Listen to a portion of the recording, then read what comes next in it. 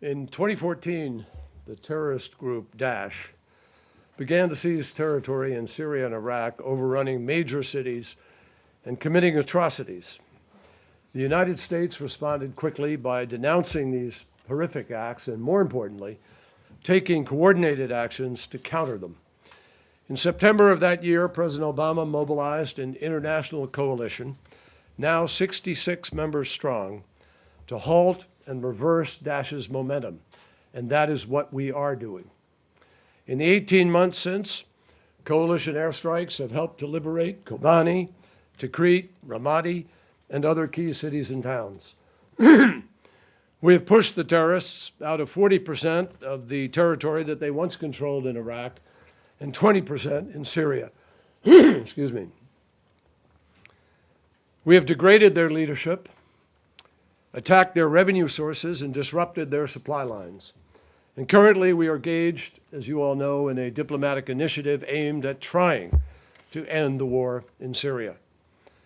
That civil war fuels Daesh, and in doing what we are doing now, we are working to further isolate, to weaken, and ultimately to defeat them.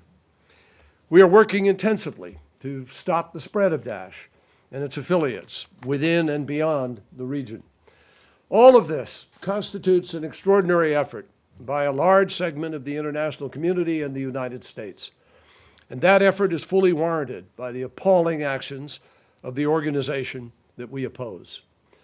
My purpose in appearing before you today is to assert that, in my judgment, Daesh is responsible for genocide against groups in areas under its control, including Yazidis, Christians, and Shiite Muslims. Daesh is genocidal by self-proclamation, by ideology, and by actions, in what it says, what it believes, and what it does.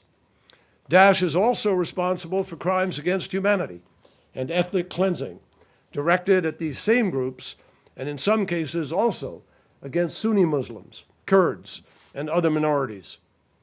I say this even though the ongoing conflict and lack of access to key areas has made it impossible to develop a fully detailed and comprehensive picture of all that Daesh is doing and all that it has done.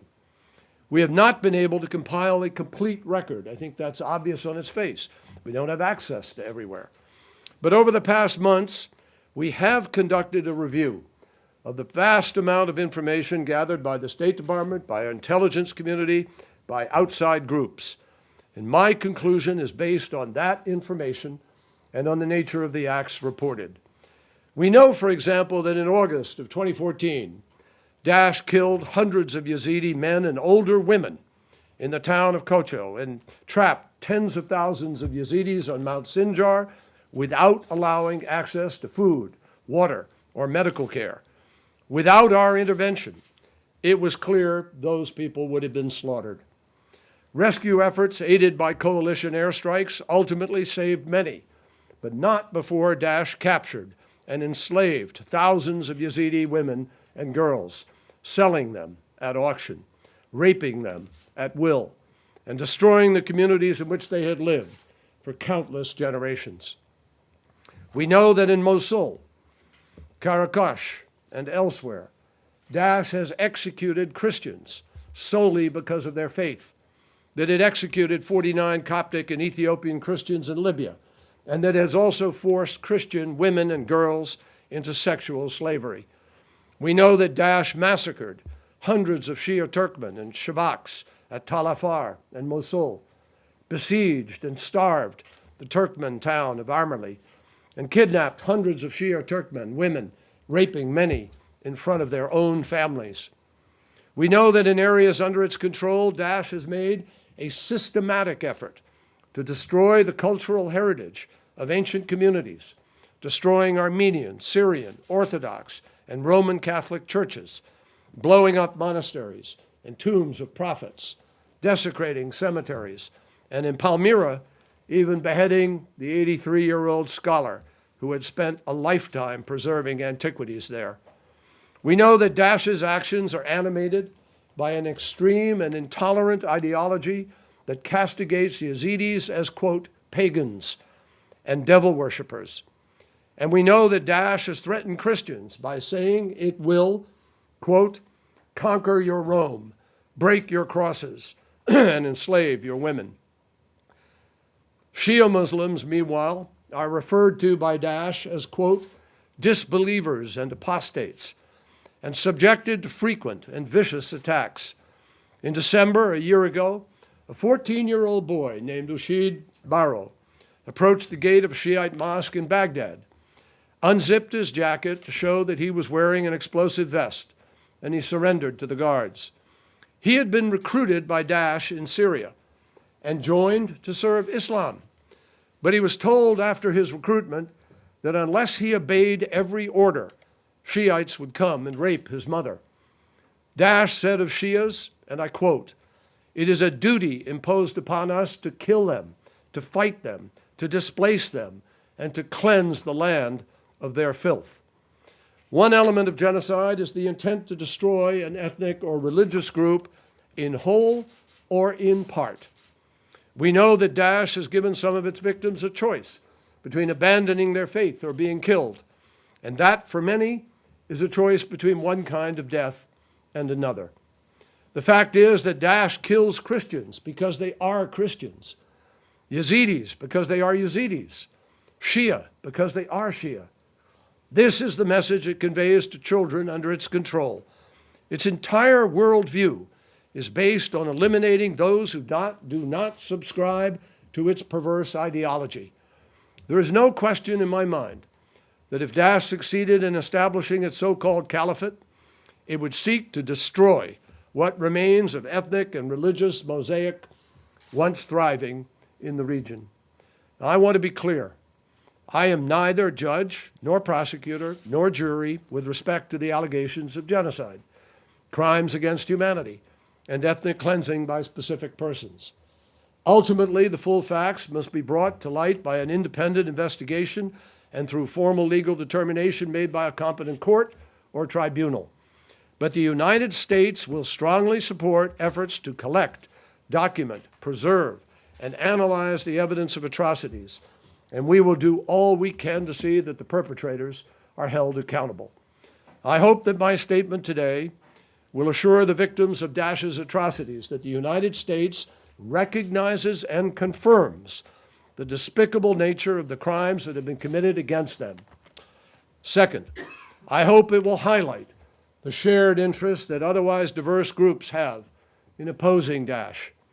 After all, the reality of genocide underscores even more starkly the need for a comprehensive and unified approach to defeating Daesh, both in its core in Syria and Iraq, and more broadly in its attempt to establish external networks.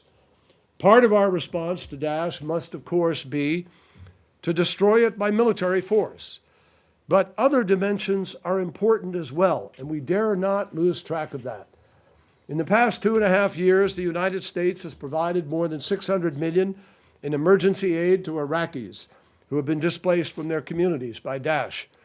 We are working closely with local authorities to assist in the recovery of cities that have been liberated and whose residents face grave challenges, both material and psychological, and people who desperately need help in rebuilding their lives. We are funding the investigation of mass graves and supporting care for the victims of gender-based violence and those who have escaped captivity. We continue to engage with the government of Baghdad to make sure that its security forces and other institutions are more representative and inclusive.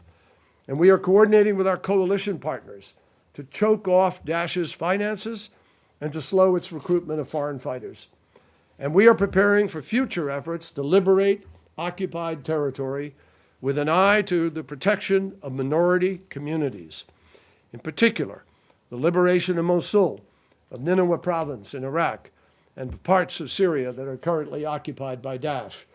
And that will decide whether there is still a future for minority communities in this part of the Middle East. For those communities, the stakes in this campaign are utterly existential. This is the fight that Daesh has defined. Daesh has created this. Daesh has targeted their victims. Daesh has self-defined itself as genocidal.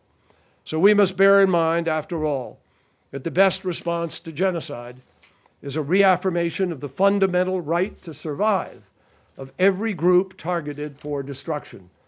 What Daesh wants to erase, we must preserve. That requires defeating Daesh, but it also demands the rejection of bigotry and discrimination, those things that facilitated its rise in the first place. This means that as more areas are liberated, residents will need help not only to repair infrastructure, but also to ensure that minorities can return in safety, that they are integrated into local security forces, and that they receive equal protection under the law. Our goal, after all, is not just to defeat Daesh, only to find that in a few years some new terrorist group with a different acronym has taken its place. Our purpose is to marginalize and defeat violent extremists once and for all. Now, that is not easy. We know that. As President Obama and I have consistently said, it won't happen overnight. But today I say to all our fellow citizens and to the international community, we must recognize what Daesh is doing to its victims. We must hold the perpetrators accountable, and we must find the resources to help those harmed by these atrocities be able to survive on their ancestral land. Naming these crimes is important, but what is essential is to stop them. That will require unity in this country and within the countries directly involved, and the determination to act against genocide, against ethnic cleansing, against the other crimes against humanity must be pronounced among decent people all across the globe. Thank you. Secretary Kerry, the question I think was